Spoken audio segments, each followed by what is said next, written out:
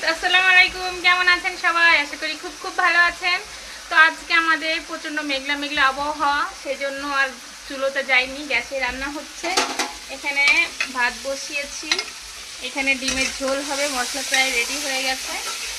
এই যে ডিমও রেডি করে নিয়েছি, এক এক করে দিয়ে দেব। আমরা 3টে মানুষ, মা ছেলে মেয়ে, এখন সেই জন্য 3টেই ডিম রান্না করেছি।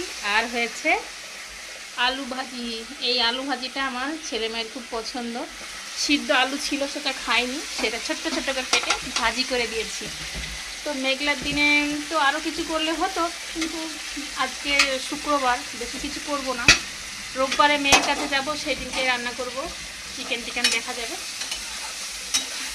তো আপনাদের কি কি রান্না হয়েছে অবশ্যই কমেন্টে জানাবেন। সবাই ভালো থাকবেন, সুস্থ থাকবেন। দেখা হবে নেক্সট ভিডিওয়ে। আমি আর আবার রান্নাঘর।